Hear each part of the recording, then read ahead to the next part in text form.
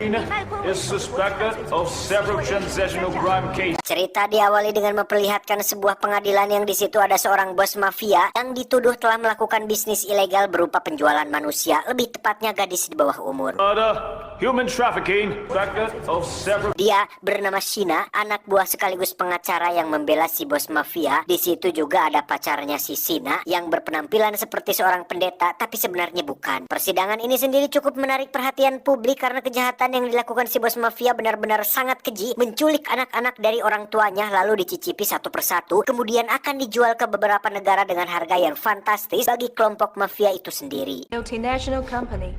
The crime rate in Manila has fallen to it. I maintain suspect McQueen not guilty. Di luar persidangan, para polisi pun tengah siaga apabila ada kejadian yang tidak diinginkan, di mana kita akan diperkenalkan dengan sang tokoh utama, yakni seorang polisi pemberani bernama Donggu bersama dengan rekan setianya yang masih polisi junior bernama Kang Kun. Saat itulah terjadi hal yang mengejutkan ketika persidangan tersebut berubah menjadi arena kebrutalan tatkala Shina dan pacarnya membantai hakim dan para jaksa, di mana Donggu yang mendengar ada suara tembakan pun berinisiatif untuk masuk tanpa menghiraukan perintah atasannya.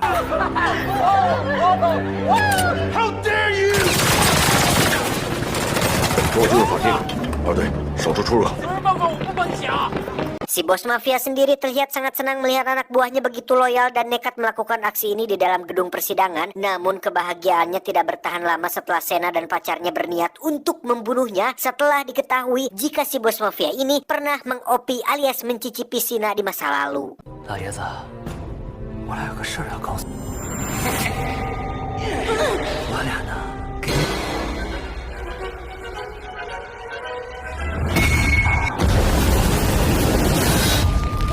Shina dan sang kekasih pun keluar gedung di tengah kerumunan orang-orang yang sedang keluar, yang ketika Donggu melihat senjata jatuh dari seorang pendeta, Donggu akhirnya sadar jika dia adalah salah satu dari mereka. Dan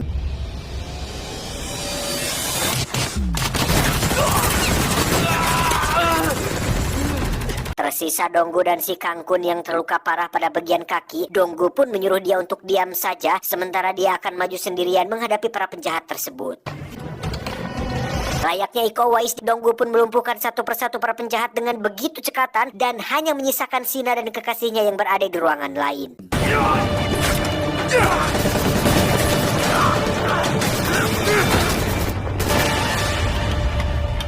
Si Kang Kun ternyata berhasil tertangkap oleh Shina dan kekasihnya, sehingga Donggu tidak punya pilihan lain selain menjatuhkan senjatanya. Namun tanpa diketahui, Donggu sudah mempersiapkan sebuah flashbang di tangannya yang ketika Shina akan menembak, tanpa diduga Shina telah menembak pacarnya sendiri, sementara Donggu terkena ledakan flashbang tepat di depan matanya yang akan membuat dia buta seumur hidup.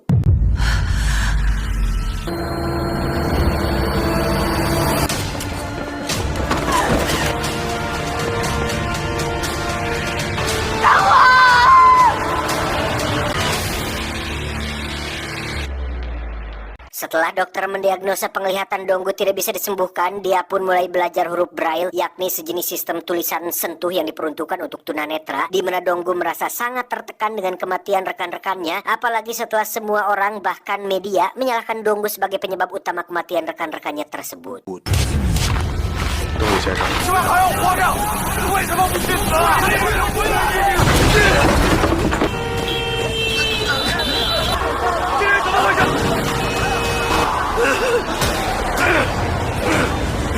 Akibat tindakannya merusak kaca mobil orang, Donggu pun dibawa ke kantor polisi yang beruntung masih ada Kang Kun yang datang untuk menolong. Dan mari saya perkenalkan dengan putri Donggu yang masih seorang pelajar bernama Yati. Ini parasnya, Yati adalah satu-satunya alasan Donggu untuk tetap bertahan hidup, karena setelah kematian istrinya sudah pasti Yati tidak akan punya siapa-siapa lagi apabila Donggu tidak bisa tawakal atas musibah yang telah terjadi.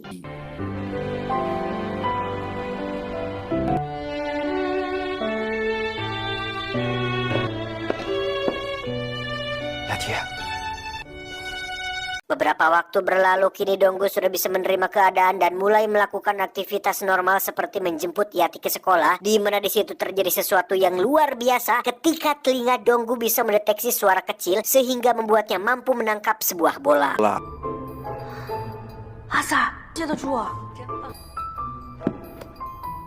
Yati kemudian melemparkan bola ke arahnya. Sama seperti Matt Murdock alias Daredevil, Donggu bisa mendeteksi gerakan atau posisi objek melalui suara yang ditimbulkan, di mana hal itu membuat Donggu mampu melakukan gerakan dan aktivitas layaknya orang yang bisa melihat.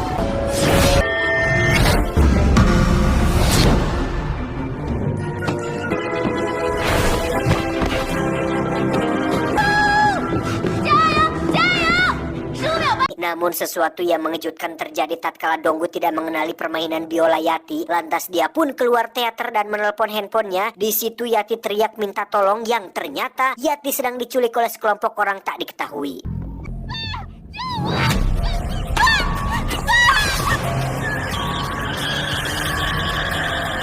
Tak lama setelah itu Donggu pun diberitai jika ada penemuan mayat seorang gadis sekolah yang setelah diraba itu bukanlah putrinya, tapi pakaian, identitas, dan barang-barangnya merupakan asli milik si Yati, yang sepertinya si penculik sengaja melakukan ini agar kasusnya segera ditutup.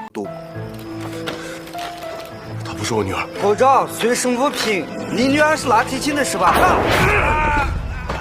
她不是我女儿。 Sementara itu di penjara kita akan melihat Sina sedang masuk ke dalam penjara baru setelah sebelumnya 7 kali pindah penjara yang berbeda karena selalu berbuat onar, yang sebenarnya Sina hanya membela diri dari orang yang ingin membunuhnya. Faktanya di penjara baru ini Sina pun harus kembali bermasalah dengan seorang napi yang sudah dibayar untuk membunuhnya, di mana semua aksi ini adalah buntut dari pembunuhan yang dia lakukan terhadap sang bos mafia, putra dari bos mafia yang bernama Jakun, bermaksud untuk membalas dendam atas kematian sang ayah dengan tidak akan pernah membiarkan Sina hidup dengan tenang.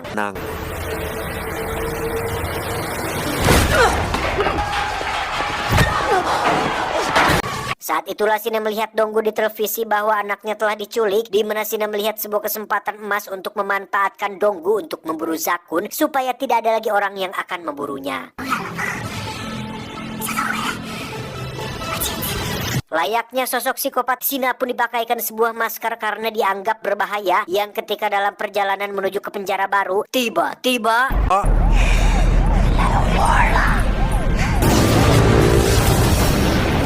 Jakun pun mengutus beberapa anak buahnya untuk membunuh Sina, namun karena tidak mendapat privilege dari sutradara, merekalah yang justru harus tewas dengan mudah di tangan Sina.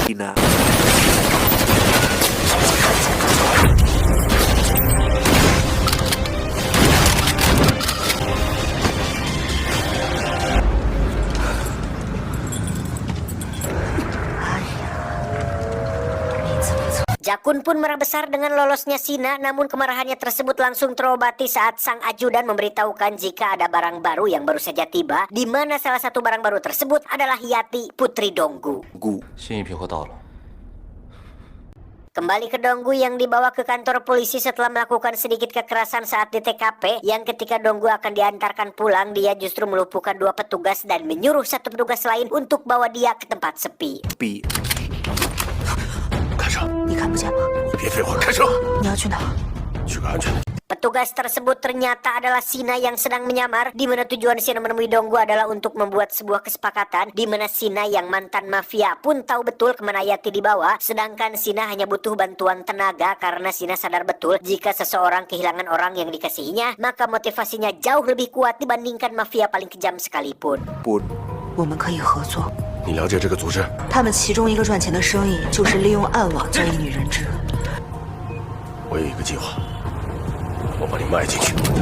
Setelah sepakat untuk kerjasama, mereka berdua pun pergi ke lokasi penadahan para gadis yang diculik, di mana Donggu mengaku punya barang bagus yang padahal itu adalah Sina, yang saat mereka membawanya ke ruang rahasia, Donggu pun menyelesaikan administrasi dengan bok-bok brutal yang sudah tua masih saja terlibat bisnis ilegal. 你等等。 Donggu pun berhasil masuk ke ruang rahasia tapi tertangkap dan disatukan dengan Sina yang sudah digantung tepat di atas akuarium. Tak lama muncullah sang distributor pemilik tempat penadahan ini, kita panggil saja si distributor. Donggu terus-terusan bertanya mengenai keberadaan putrinya, yang karena kesal si distributor pun menyuruh Donggu untuk mundur dan berniat untuk menembaknya. Tapi tiba-tiba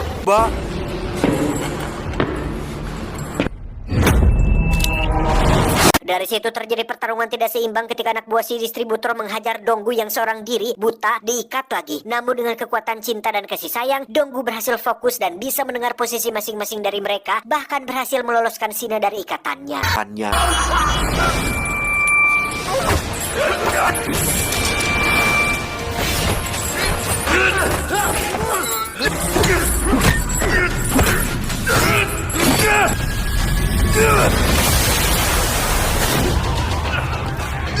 Sementara Donggu sibuk dengan kroco-kroco, Sina pun mengejar si distributor hingga membuat satu tangannya patah. Dengan sebilah pecahan kaca, Donggu mengancam si distributor agar mau memberitahukan di mana lokasi putrinya disekap. Yang ketika ada suara polisi di luar, Sina dengan sengaja menendang si distributor yang membuat Donggu tak sengaja membuatnya terbunuh.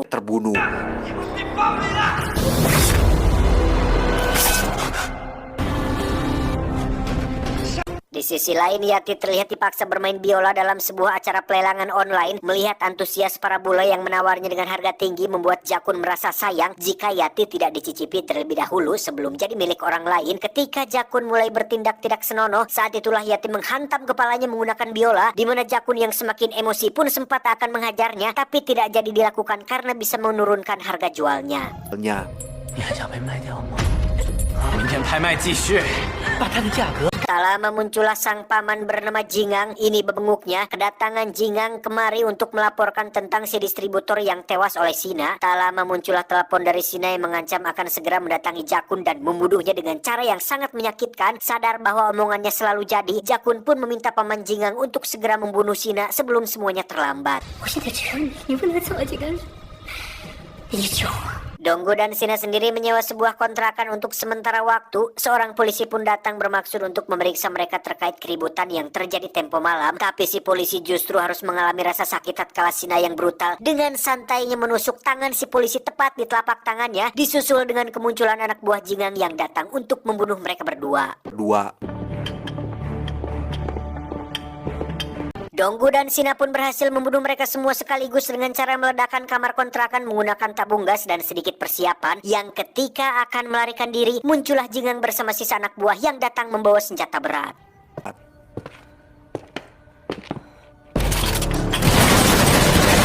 Sementara Sina dengan lincahnya menghadapi para kroco, Donggu sendiri terlibat baku hantam dengan Jingang yang berdasarkan ukuran. Jingang tentu jauh lebih unggul, apalagi setelah menyadari kelebihan pendengaran yang dimiliki Donggu, membuat Jingang bisa melakukan serangan tepat yang membuat Donggu kewalahan dibuatnya.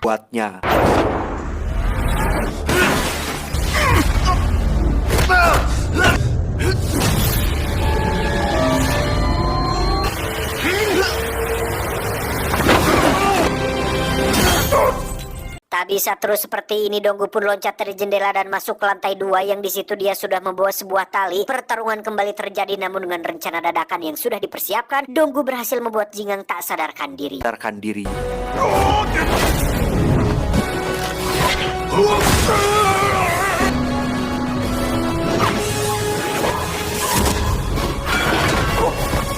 Mereka pun pergi ke tempat penyimpanan para gadis yang diculik, namun Yati tidak ada di sana karena memang sudah dibawa ke rumah Zakun untuk langsung dipasarkan. Semalaman Donggu menginterogasinya supaya mau memberitahu di mana markas Jakun. Melihat hal itu, Sina yang gregetan pun mencontohkan interogasi yang efektif dengan cara menikam perut Jingang, di mana Donggu akhirnya sadar jika Sina bukanlah seorang polwan karena tidak mungkin seorang polwan nekat melakukan tindakan sebrutal ini. Dan pada akhirnya Donggu pun tahu jika wanita tersebut adalah Sina, wanita yang kekasihnya tak sengaja terbunuh ketika insiden di pengadilan di awal tadi.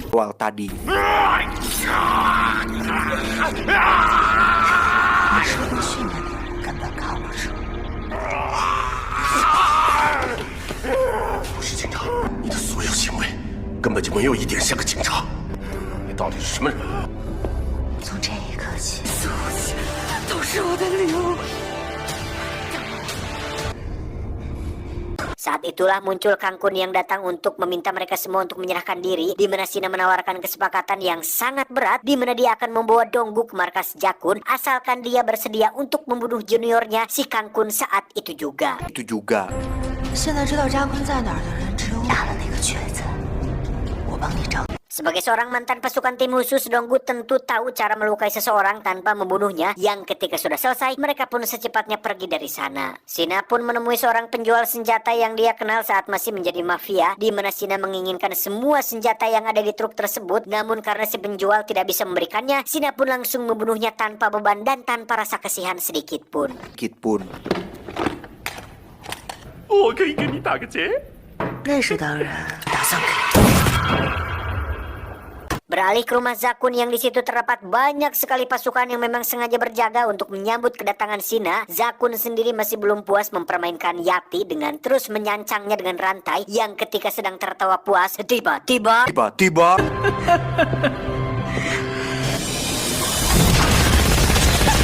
di saat Sina sedang asik menembaki pasukan terdepan, Donggu sendiri memakai jalur samping dengan bersembunyi di kegelapan dan menghetahkan satu persatu anak buah Zakun. Memakan waktu cukup lama memang, tetapi cara ini lebih aman dan efektif untuk seorang Donggu yang tidak bisa melihat.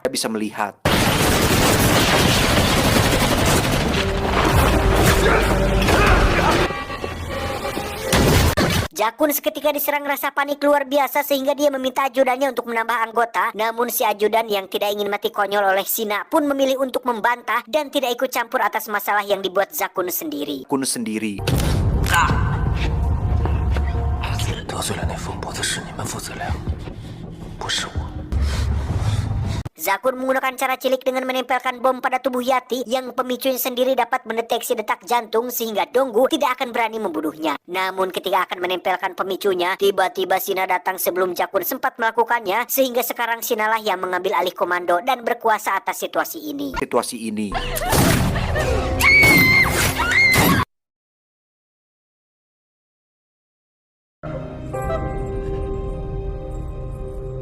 Kini Sina tinggal membalaskan dendam kematian kekasihnya pada Donggu. Yati diikat dengan posisi terbalik yang bisa setiap saat jatuh dan membuatnya tewas. 你还记得我老公是怎么死的吗？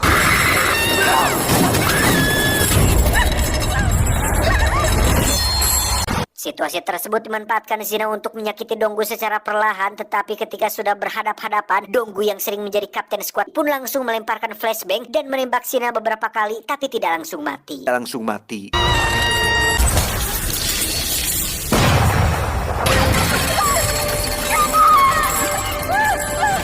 Para polisi pun datang setelah semua keributan selesai, sehingga pekerjaan beliau-beliau menjadi lebih ringan dan mudah untuk dikerjakan. Nice.